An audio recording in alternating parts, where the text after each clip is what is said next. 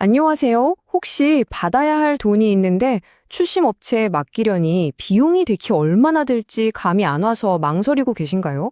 오늘 그 복잡한 채권 출심 비용 제가 아주 명확하게 정리해 드리겠습니다.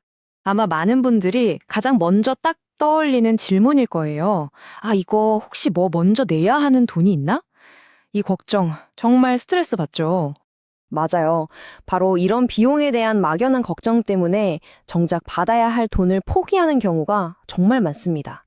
하지만 이제 걱정 마세요. 오늘 제가 그 궁금증 속 시원하게 다 풀어드리겠습니다.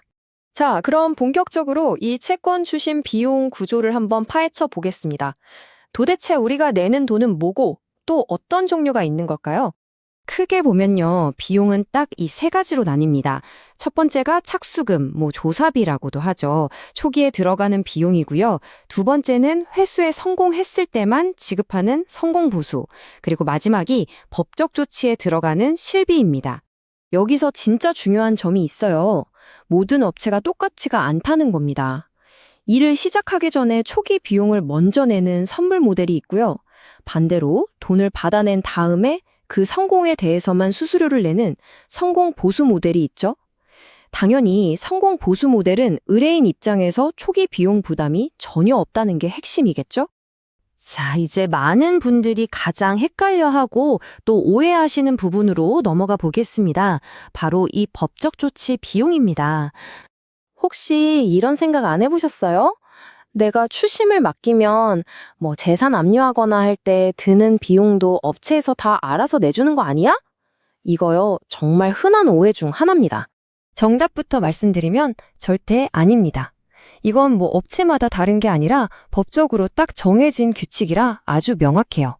그러니까 실제 압류나 강제 집행 같은 법적 절차에 들어가는 돈들 있죠. 법원에 내는 인지대, 서류 보내는 송달료, 집행관 비용 같은 것들요. 이런 건 별도로 발생합니다. 그리고 이 비용은요, 변호사법이나 관련 규정상 추심업체가 대신 내줄 수가 없게 되어 있어요. 채권자, 즉 돈을 받으실 여러분이 직접 부담하셔야 하는 거죠. 이 점은 모든 신용정보회사가 동일하게 적용됩니다. 좋습니다. 그럼 이제 가장 일반적인 비용 형태인 성공 보수에 대해서 좀 더 자세히 알아볼까요? 도대체 몇 퍼센트 정도를 생각해야 할까요? 일반적으로 성공 보수는요, 회수한 금액의 10%에서 많게는 20% 사이에서 결정된다고 보시면 됩니다. 그럼 이 비율은 어떻게 정해질까요? 한마디로 그 채권의 회수 난이도에 따라 달라지는 거예요. 받아야 할 돈이 얼마인지, 채무자랑 연락은 잘 되는지, 마지막으로 돈을 받은 게 언젠지, 또 돈 떼인 지는 얼마나 오래됐는지, 이런 여러 가지 조건들을 종합적으로 싹 보고, 아, 이건 좀 어렵겠는데 싶으면 수수료가 좀 올라가는 거고, 해볼만 하다 싶으면 낮아지는 거죠.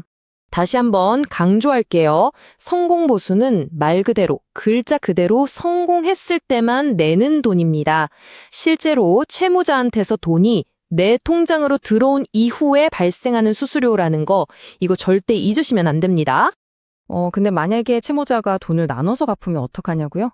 자, 이 슬라이드를 보시면 아주 간단합니다.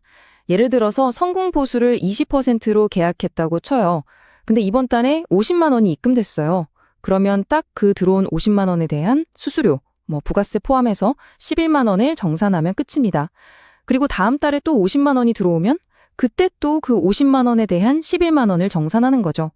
회수된 금액을 기준으로 돈이 들어올 때마다 정산이 이루어진다고 생각하시면 정확합니다. 자, 지금까지 비용 구조에 대해서 쭉 알아봤습니다. 근데요, 사실 비용이 얼마인지 따져보는 것보다 훨씬 더 중요한 질문이 있습니다. 지금부터는 우리의 관점을 완전히 바꿔볼 시간이에요. 우리는 보통 업체에 전화해서 수수료 몇 %예요? 이걸 제일 먼저 물어보잖아요. 하지만 그보다 먼저 던져야 할 훨씬 더 근본적이고 중요한 질문이 있습니다. 그건 바로 이 돈 과연 받아낼 수는 있는 건가요? 하는 질문입니다. 이 점이 바로 핵심입니다. 한번 생각해 보세요. 어차피 돈을 한 푼도 회수하지 못한다면 수수료가 10%든 1%든 그게 무슨 의미가 있겠어요. 그쵸? 그래서 정말 제대로 된 추심업체는 계약서부터 들이미는 게 아니라 이 회수 가능성부터 꼼꼼하게 진단합니다. 채무자가 지금 경제활동은 하는지, 최근에 새로 만든 통장이나 체크카드는 없는지, 혹시 다른 빚이나 체납된 세금은 없는지, 예전에 대출 같은 건 잘 갚았는지, 이런 정보들을 먼저 파악해야 제대로 된 전략을 세울 수 있거든요. 자, 그럼 이 모든 내용을 바탕으로 우리가 앞으로 취해야 할 가장 현명한 첫걸음은 과연 무엇일까요? 오늘 내용의 핵심 요약입니다. 첫째, 수수료 비율보다 회수 가능성을 먼저 따져보세요. 둘째, 초기 비용 부담이 없는 성공보수 구조를 선택하는 것이 리스크를 줄이는 길입니다. 그리고 마지막으로 섣불리 법적 비용부터 쓰지 마시고 업체가 정말로 회수 가능성을 제대로 진단해 주는지부터 확인해야 한다는 겁니다. 그러니 이제부터는 수수료를 묻기 전에 이 질문부터 던져보세요. 제 돈 회수 가능성이 얼마나 될까요? 모든 것은 바로 그 질문에서부터 시작됩니다.